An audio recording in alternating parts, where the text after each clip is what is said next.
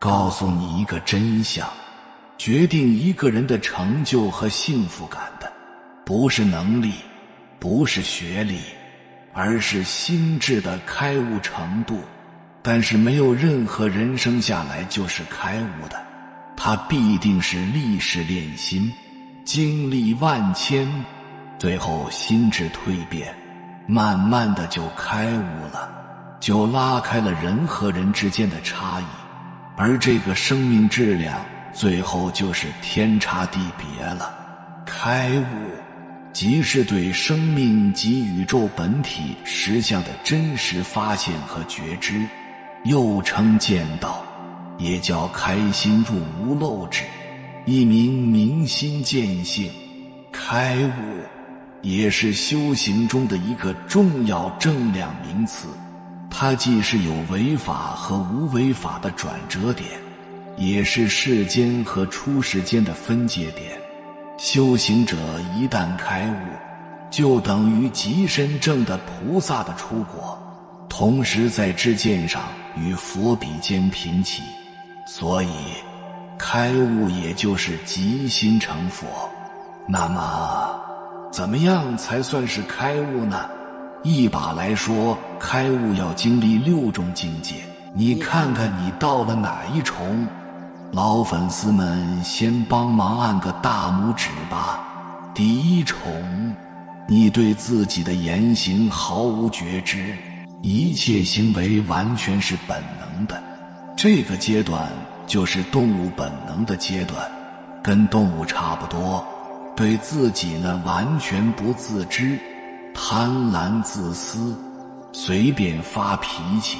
更可怕的是，他觉得我就应该这样，我没有觉得我这样有什么问题。你身边有没有这样的人呢？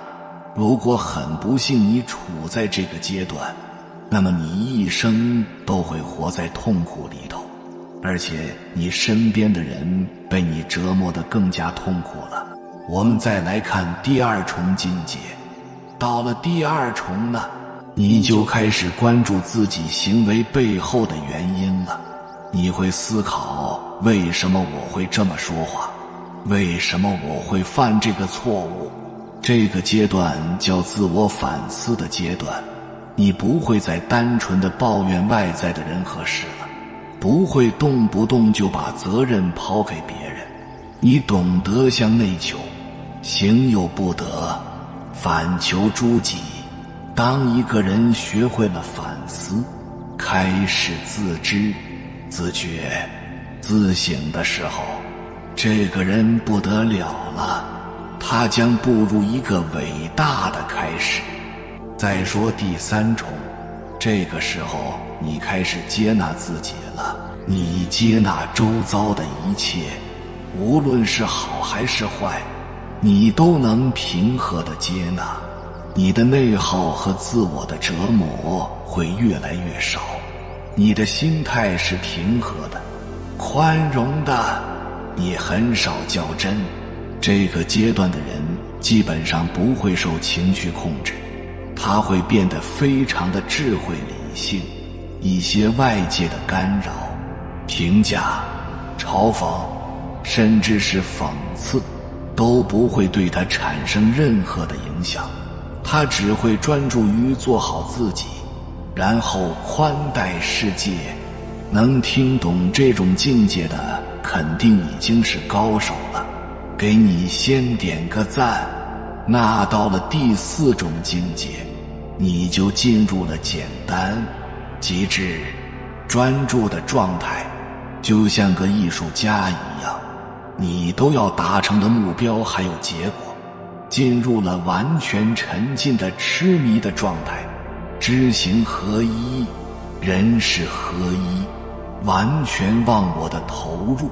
你已经不会分别自己在做什么，我会不会成功，我能挣多少钱，我会不会因为做这个事儿而损失什么。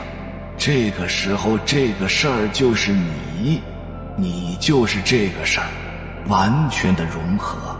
这个时候你就会迸发超强的领袖磁场和魅力。第5重境界，你的生命力和创造力逐渐的增强了，你的内心会不断的涌出慈悲和爱心。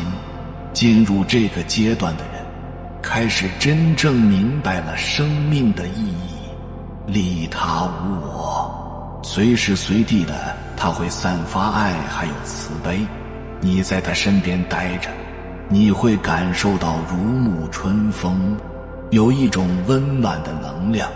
所以当你进入到第5重境界，你身边的一切贵人资源都会源源不断地向你靠拢，所以你要做成事情那是非常容易的。最后一个境界那就是开悟了。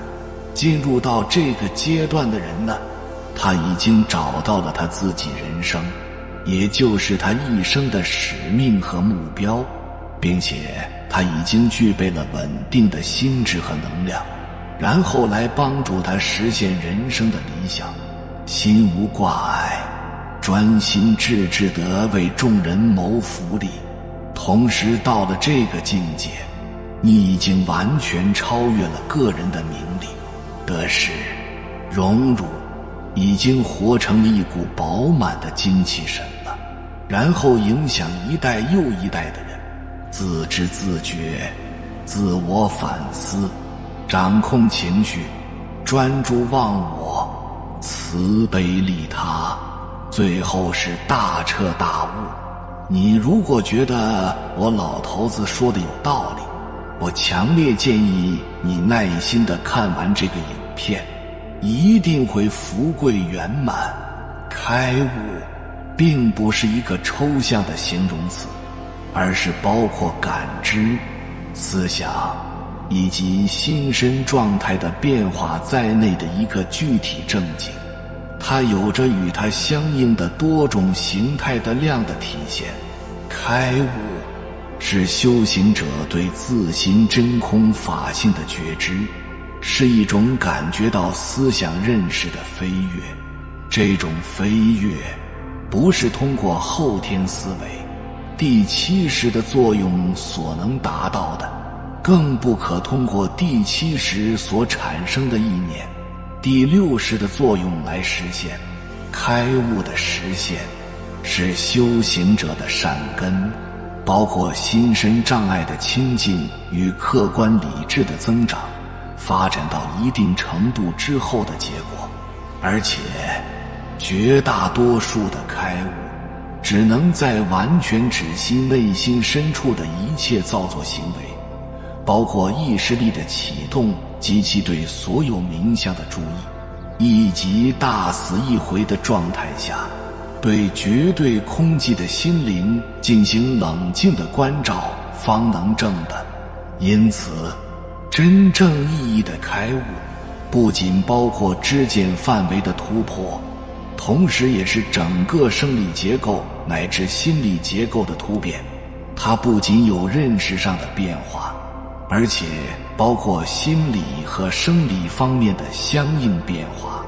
如果没有这些限量变化作为基础，没有对内心固有情节造成的感觉障碍的突破，也就不可能有真正的开悟。那么开悟后的人是什么样子呢？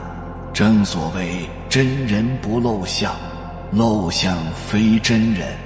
开悟的人看上去和普通人一样，依然有喜怒哀乐、七情六欲，就像大海一样，表面上汹涌澎湃，变化万端，但里面却是浑厚、宁静与无限的宽广。开悟的人不会搞个人崇拜，搞个人崇拜的都是没有开悟的人。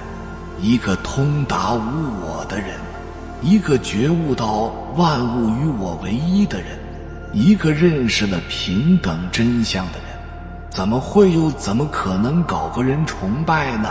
他只能树立道，树立整体，树立一即一切，一切即一，树立诸相非相即见如来。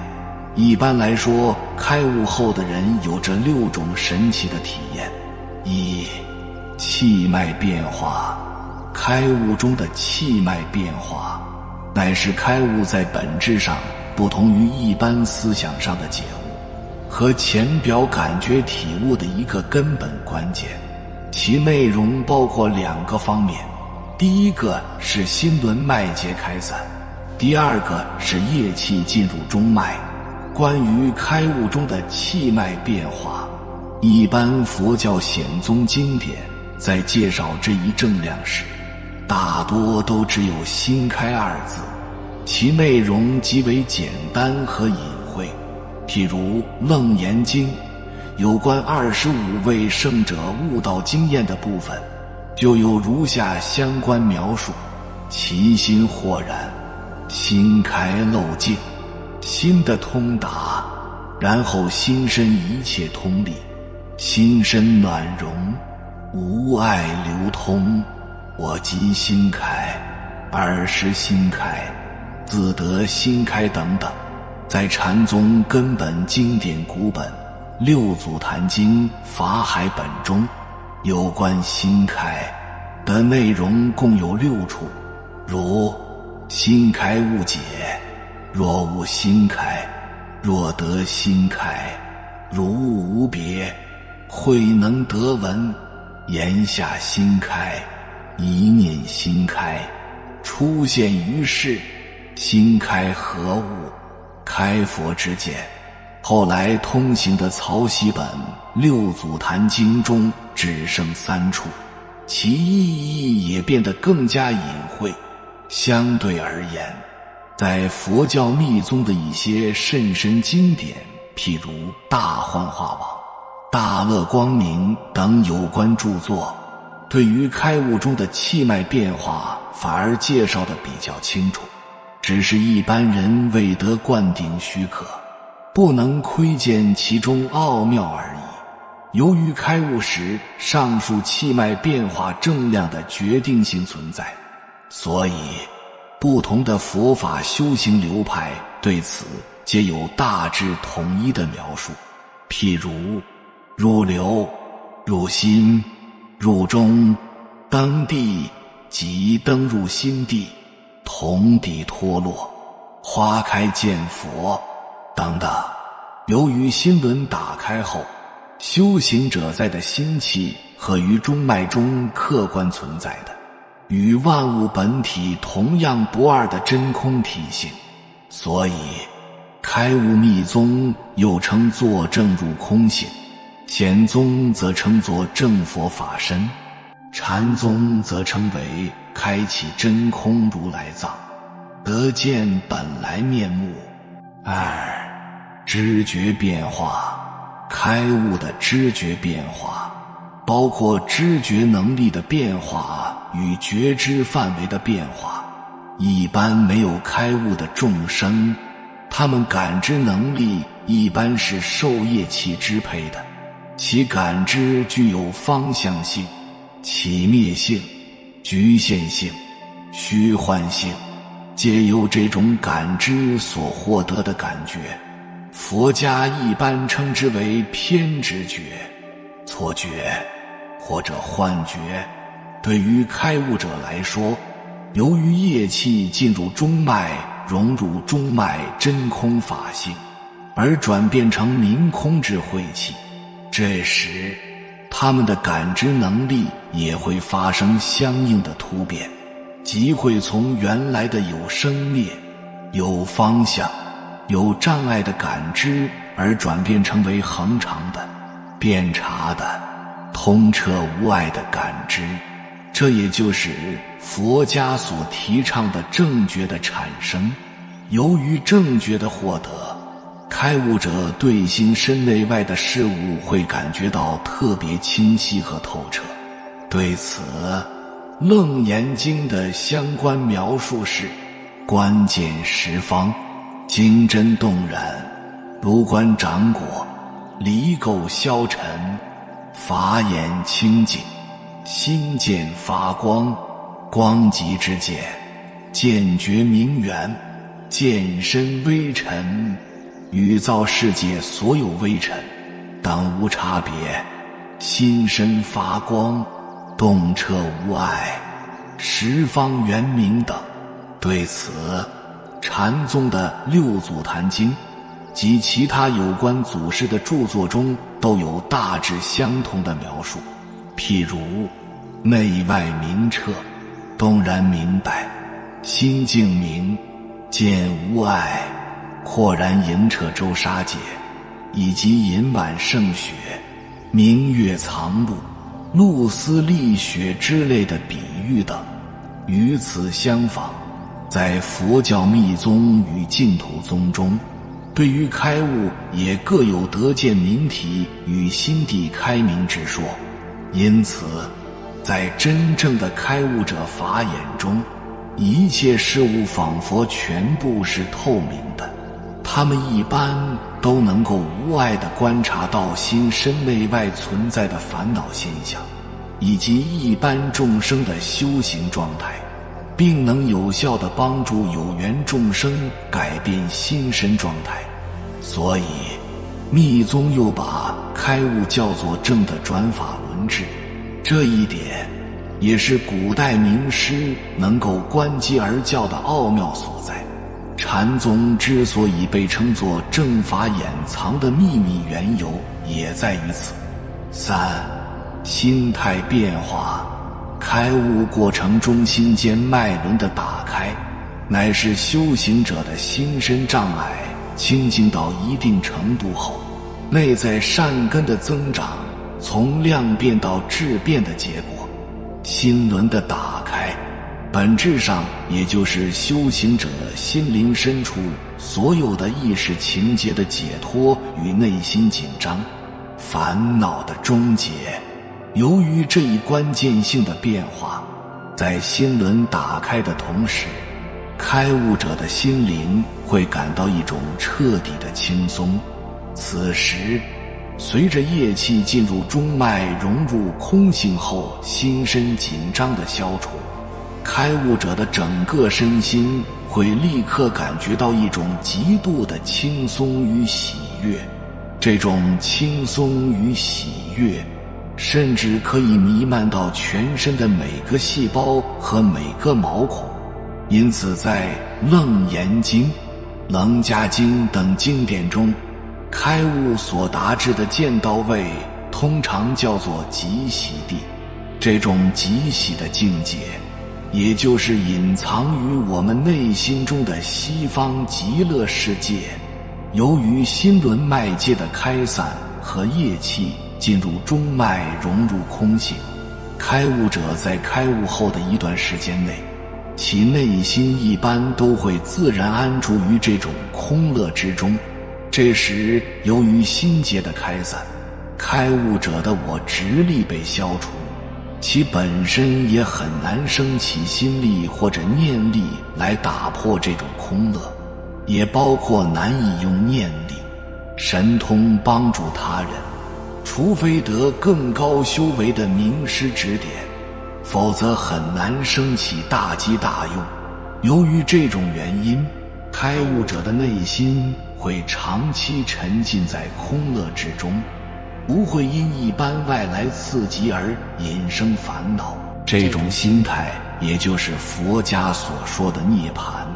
涅槃分有余涅槃、无余涅槃、无住涅槃，此处乃有余涅槃，这种自然不受外在影响的状态，也就是佛家所说的解脱和无生法忍的状态。四、气质变化。开悟者的气质变化，准确地说是一种气质隐化。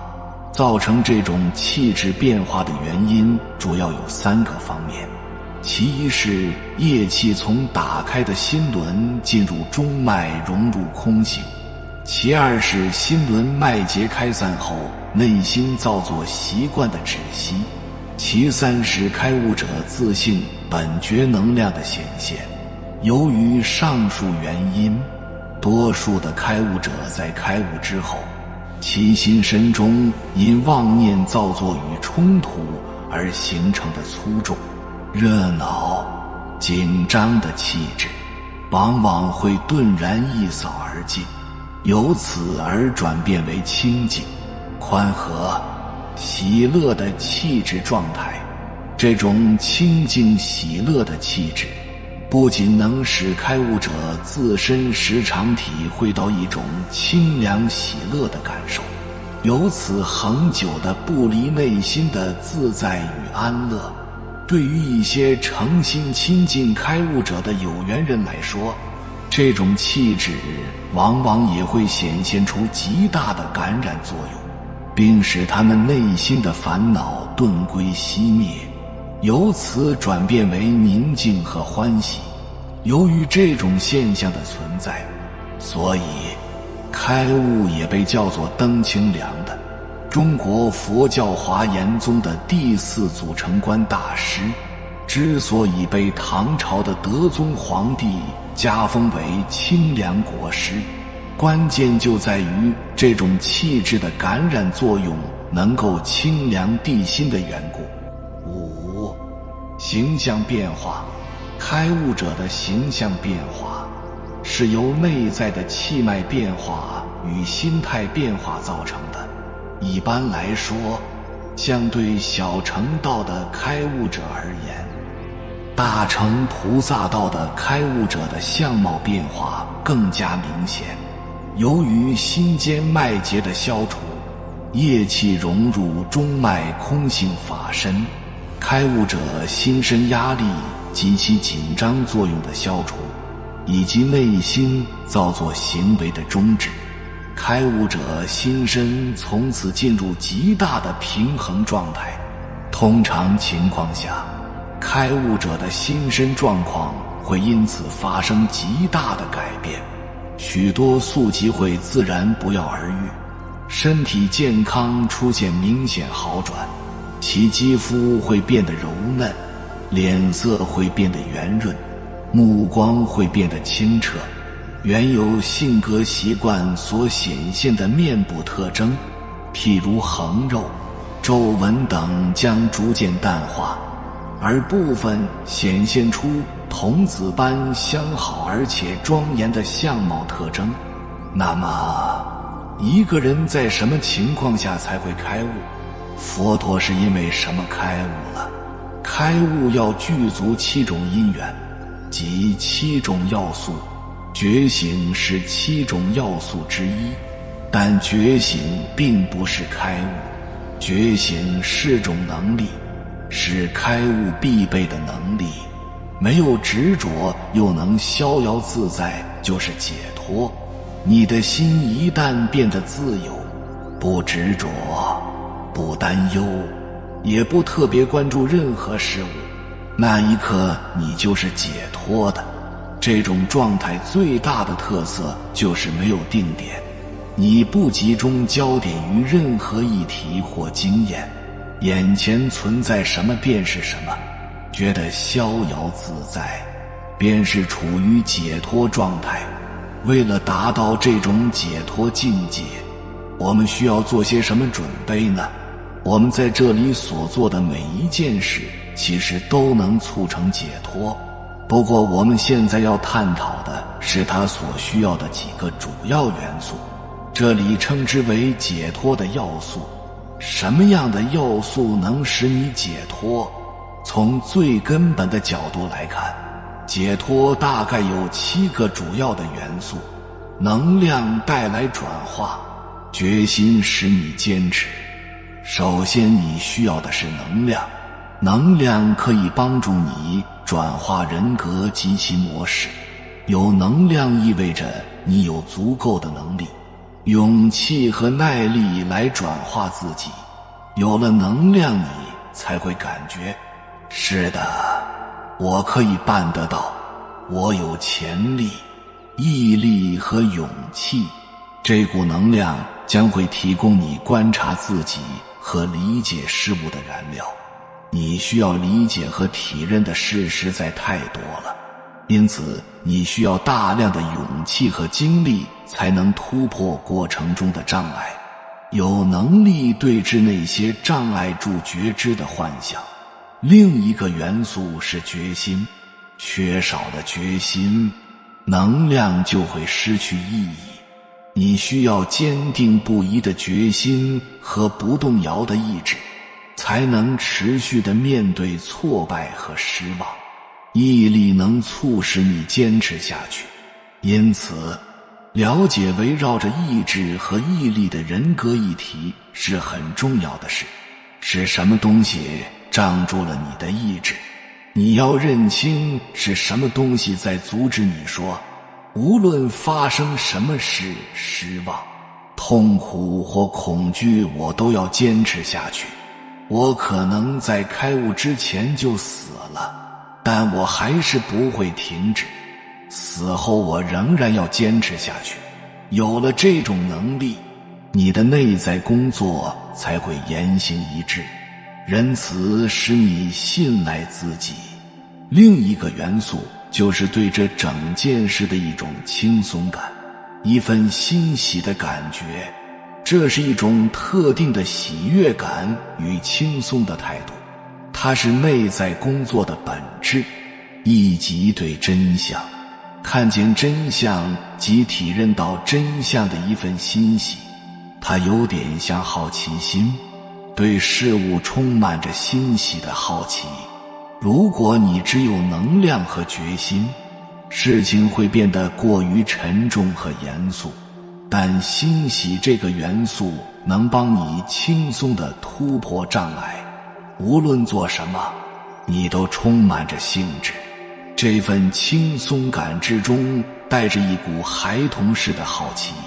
当孩子感到好奇时，他的心中并没有特定的目标，他不会想得到硕士或博士学位，他只是单纯地感到好奇罢了。接下来的一个元素是仁慈，这是非常重要而必要的一种品质。因为过程极为艰辛，所以你必须仁慈对待自己。就因为你还没解脱，所以受苦是很自然的事。为什么要用屈迫的方式让自己更苦呢？为什么一犯错就必须惩罚自己？仁慈这个元素会使你更信赖自己，信赖成长的过程，信赖你的心和你的本体。仁慈会带来无私的态度。一旦有了这种仁慈之心，你自然会友善地对待每一个人，每一件事。开悟需要安静和临在的能力。内在工作的另一个要素是内心的祥和，一种安静下来的能力，而不是永远都在活动和思考。为了体认到真正的解脱，你必须有能力让心安静下来，因为解脱境界是刹那即逝的。如果你永远都在思考和担忧，并且维持着一贯的快速活动，那么你就是在阻碍你对解脱的体认。一旦发展出这份能够去除焦躁的安详感，我们就会从这种安歇的状态之中自然升起直觉、洞见和细微的观察。接下来的一个重要的元素是融入于某件事的能力，也就是完全融入于你正在做的事。不论那是什么，你完全专注于眼前的经验，彻底摄入其中，甚至到忘我的程度。这是一种能力，一份与经验之间的关系，一种摆脱掉人格的解放感。处于这种状态里，你的头脑完全停止了区分或分别意识，你可以融入于任何一种行动、情绪、思想、感觉或本体的某个面向。印度教徒称这种境界为三摩地，自我的彻底消融。处于这种状态里，人格终于允许自己死亡、消失，与眼前的任何一种经验彻底融合。觉醒是对治昏沉和愚钝的解。最后一个解脱的元素就是觉醒。觉醒的品质是内在工作对治昏沉和愚钝的解药，你必须靠它来了解你所有的人格议题，也必须靠它来对治执着的倾向。你对眼前发生的事是充满着觉知的，里面没有丝毫昏沉的成分。在你清明的觉知之下，事物变得清楚而明确，你能如实看见事物的真相，而非通过潜意识在看。这样的状态就像万里晴空，没有一丝的云雾，但这并不意味你在看着一片晴朗的天空，因为你本身就是这片晴空。你的心是彻底开放及清明的，开悟是因缘具足之后的必然的结果。这些因缘就是具足这7种要素，但是开悟的人是否具足这些要素呢？开悟的人没有对任何要素执着，因为他们就是要素本身。开悟并非神秘莫测，它是佛法修行过程中的一个阶段性的成果，有着多种具体的正量体现。开悟并非高不可攀，只要善根足够，方法对路，许多人即生都可以获得。这一点，佛陀时代就有许多人已经用事实加以证明。开悟，其所证者只是自性法身，仅仅是报身与化身修正的开始。开悟之后，显宗还要修正10个大的次第才能圆满，禅宗还要经过向上、宝刃、除习、使践行打成一片，才能产生大机大用。密宗更有形形色色的报身与化身成就法需要修正，这些都是我们修行中所必须正视的和不断努力的。有缘人，感谢你看到最后。如果今天的影片对你有所帮助，请按个赞给我响应，回复一句开悟得道，祝你早日明心见性，看清万物真相。还没有订阅频道的，请点击右侧的订阅按钮，与我们建立更深的连接，随缘加入会员，与同频之人共修福报，随喜转发，传播善知识，功德无量。